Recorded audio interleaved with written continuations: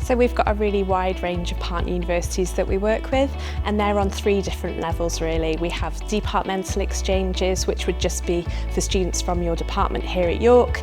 University-wide, so a little bit more competitive because they're open to students from most other departments across the university. And then if you're going on an additional year abroad, we've got even more destinations to blow your mind with. So we've got partner universities across America, Canada, Australia. As you might imagine, they teach in English, but a lot of our partner universities in other locations also teach in English, so you don't need to let language put you off. We've got partners in Asia, in Japan, in South Korea, in China, in Scandinavia, closer to home as well. So really we've got a destination for everybody. And if you can't find somewhere that you're looking for, then you might want to think about doing your work placement abroad in that destination.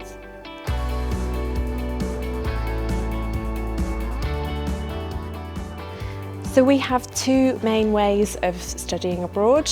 One is called credit replacing exchange. This is something that you apply for in your first year of studies to study abroad in your second year of your degree programme, and you come back and go into your 3rd and final year.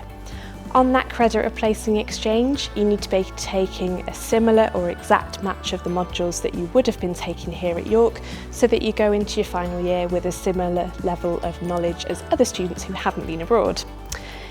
On that credit replacing exchange, it's really important that you're trying to do well in those assessments because it will be converted into a percentage mark here at York. But many of our students prefer to do what we call an additional year abroad. Not necessarily always a UCAS entry route for these, it's something that you transfer onto once you're here. So that means doing 2 years at York, a 3rd year abroad, and then coming back for your 4th and final year on the whole. On that additional year abroad, you have a bit more flexibility in terms of what you can study, so it should be related to your degree programme, but it might give you an opportunity to study something that's not available here, or that helps you to prepare for your dissertation in your final year.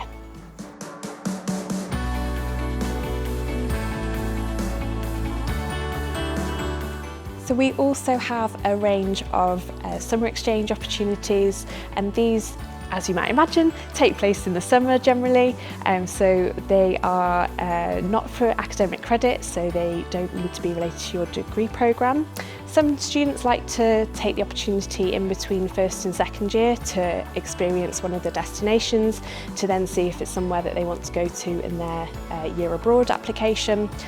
So we've got partners in South Korea, Japan, China, a bit close to home in Denmark, for example, as well.